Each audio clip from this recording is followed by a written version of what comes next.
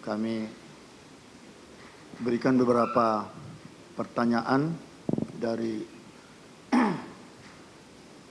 hasil penjelasan saudara tadi. Yang tertarik pertama saya melihat berdasarkan teori yang saudara lihat atau ketahui pemeriksaan di Swiss itu, ya, pemeriksaan yang lengkap melalui CT scan. Kalau masih baru, mayat masih bisa dilakukan pemeriksaan secara lengkap dan sempurna seperti peristiwa semula. Peristiwanya saat itu ketika pemeriksaan mayat di Rumah Sakit Abdi Waluyo. Datang itu korban jam 18 WIB. Menurut dokter petugas waktu itu, tanda-tanda kehidupan sudah tidak ada. Tapi belum dipastikan meninggal dunia karena belum dilakukan tes jantung. Baru setelah 18.30 dipastikan korban meninggal dunia. Merujuk kepada pendapat saudara tadi, kalau mayat itu setelah meninggal 4 jam kemudian itu harus segera dilakukan pemeriksaan. Pertanyaan waktu itu kepada dokter jaga, kenapa saudara tidak segera melakukan pemeriksaan darah? Alasannya karena itu tugas daripada dokter forensik. Demikian dia bilang. Pertanyaannya kepada saudara, apa memang demikian? Dalam posisi atau kondisi korban yang memerlukan sesuatu penanganan serius, apalagi setelah keluarga korban mengatakan kepada petugas itu, ini disebabkan karena baru minum kopi. Yang tentunya di situ dokter, petugas harus segera mengambil sikap, tindakan yang betul-betul ya untuk membantu korban, apakah memang karena ada sesuatu penyebab. Nah, apakah memang harus forensik yang harus mengambil darah itu? Bagaimana menurut ahli? Atau bisa mereka sebenarnya? Begini, pada kasus tadi memang datang itu sudah nggak ada tanda-tanda kehidupan. Artinya kita biasanya mengatakan itu mati klinis. Pada mati klinis belum tentu itu sudah permanen. Sehingga umumnya kita lakukan pertolongan dulu dengan melakukan resusitasi. Nah, resusitasi itu bisa mengubah yang tadi mati klinis bisa hidup lagi. Ya. Menjadi bukan mati somatis. Jadi pada kasus ini setelah dilakukan tindakan 15 menit ternyata tidak ada perubahan, maka dinyatakan meninggal. Jadi meninggalnya itu menyatakan meninggalnya 18.30. Tapi peninggalnya betul kapan kita nggak ada yang tahu, Pak. Yang jelas pada waktu hadir pun datang 18 itu sudah nggak ada tanda-tanda kehidupan, gitu. Nah, kemudian kalau kemudian ada kecurigaan bahwa itu suatu keracunan, maka secara teoritis kita harus melaporkannya lebih dahulu kepada penyidik. Jadi penyidik itulah yang kemudian akan mengurus apa yang harus dilakukan itu. Kalau kita ambil bahan pada waktu itu, ada kemungkinan pengambilan bahan itu tidak diakui secara hukum karena prosedurnya tidak berada di bawah itu tadi. Sehingga ini yang mengakibatkan mengapa para dokter tidak melakukan itu. Serahkan dulu ini, laporkan dulu penyidik, penyidiklah yang kemudian melakukan itu. Karena pengambilan bahan untuk barang bukti beda dengan bahan untuk pemeriksaan untuk pengobatan. Nah, pada kasus ini mestinya kita segera dilaporkan ke penyidik dan kemudian itulah. Tadi yang saya mengatakan bahwa di negara-negara maju umumnya ada peraturan itu, Pak. Ada kasus-kasus apa yang harus dilaporkan kepada penyidik. Jadi mandatory reporting cases itu harus Indonesia ada. belum ada itu. Belum ada, Pak. Nah inilah di Indonesia ini terlalu formalistik, Betul, Pak. birokratis, Siap. ya toh, kurang sensitif, Siap, Pak. sehingga kan terjadi ya mengambang, ya kasus ini kesannya itu tidak tanggap daripada dokter tersebut. Siap. Tapi seharusnya bisa kan tanpa teori itu pun tadi dokternya itu bisa langsung memeriksa mengambil darah, bisa. Ya. Ya tentu saja bisa sih bisa. Bisa. Pak. Bisa. Iya. Masalahnya Dan dari situlah adalah akan diketahui secara lengkap sebenarnya apa sesungguhnya yang terjadi. Begitu. ya Nah, tapi menarik juga tadi saudara terkait dengan pertanyaan jaksa penuntut umum. Saudara kelihatannya agak ragu memberi jawaban yang pasti. Saya ulangi sekali lagi, ingin kepastian dari saudara ya. Begini, lebih jelasnya ada tadi penelitian saudara terhadap sisa racun sianida di tubuh korban dikaitkan dengan adanya sifat-sifat sianida seperti yang dialami korban Mirna hingga meninggal dunia hanya hitungan menit setelah minum kopi di Cafe Olivier, kan begitu.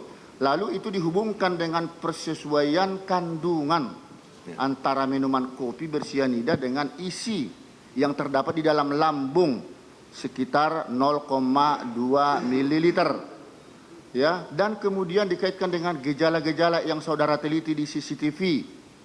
Apakah dapat dipastikan menurut saudara korban itu meninggal dunia karena racun sianida di kopi Mirna? Dapat dipastikan apa tidak?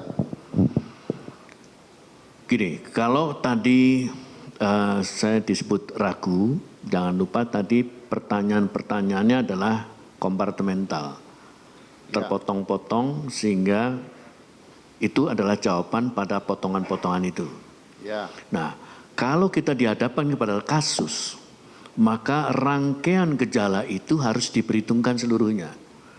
Gejala maupun tanda maupun apapun hasil pemeriksaan yang kita peroleh.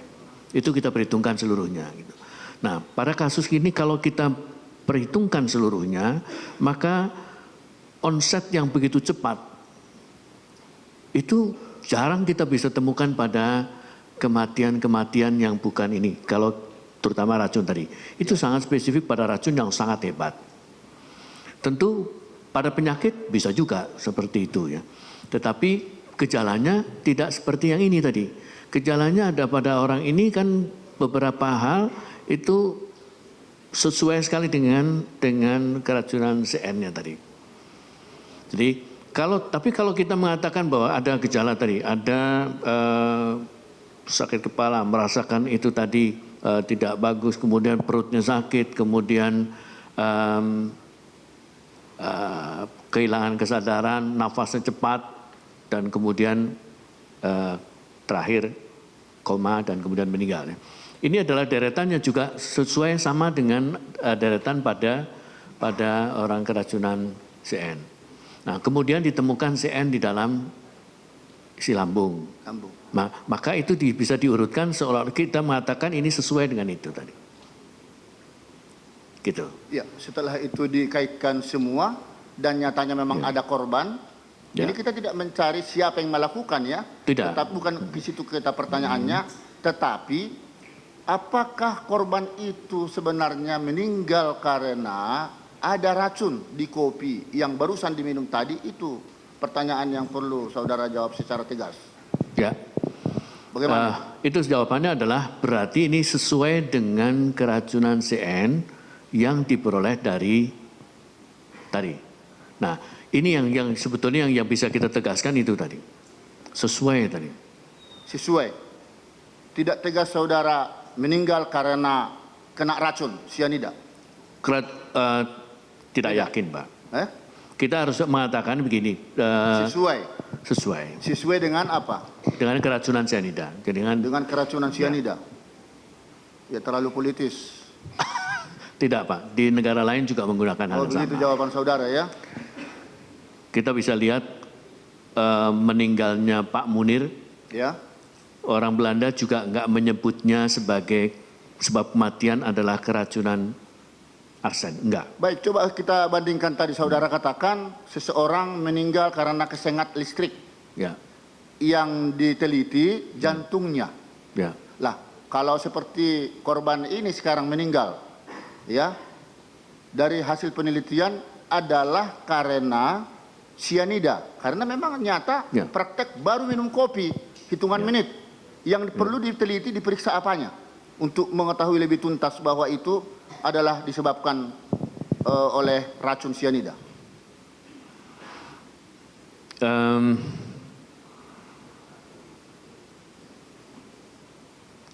Sebetulnya tadi ada yang masih bisa kita kerjakan sebetulnya ya. Apa itu? Yaitu kita melakukan pemeriksaan untuk mencari marker lain. Mencari? Metabolisme Pak. Metabolisme jadi lain. CN itu kan sebetulnya nanti akan dimetabolisme menjadi tiosianat. Ya. Tiosianat ini harus kita cari. Nah, tapi sebelum kita sampai ke sana, kita pastikan lebih dahulu apakah memang toksikolognya, ahli toksikolognya sudah memeriksa itu belum? Nah, dalam hal ini sudah diperiksa belum? Saya nggak tahu Pak. Nah, ini masih teoritis. Ya, bukan teoris. Ya, masih pertanyaan. Ya. Jawaban saudara itu, jadi belum jawaban. Terus? Ya, karena kita tidak mungkin kita ngarang Pak. Ya. Kita berdasarkan fakta. Fakta yang seperti apa itu fakta itu? Kalau faktanya itu ya sudah dilakukan pemeriksaan, kita tanya metodenya seperti apa dan memang menuju ke situ enggak. Kalau enggak maka berarti sudah tadi. Harus dilanjutkan itu. Tapi kalau sudah berarti sudah enggak ada. Jadi ini penelitian terhadap meninggalnya korban ini masih belum tuntas itu disebabkan karena racun cyanida. Bukan, harus ditanya dulu sama toksikolognya. Kalau toksikolognya sudah mengatakan sudah diperiksa, selesai. Kami sudah memeriksanya. Ya. Menurut ahli-ahli tersebut menyatakan pada prinsipnya adalah meninggal karena cyanida. Bukan, sudah diperiksa enggak tiosianatnya tadi? Sudah diperiksa apanya? Tiosianat. Tiosianat. Nah, ini urusan jaksa itu. Sudah diperiksa. Sudah diperiksa. Ya. Sudah diperiksa negatif. Iya. Jadi begitu jawaban saudara ya. Baik, kemudian terkait pertanyaan rekan hakim tadi.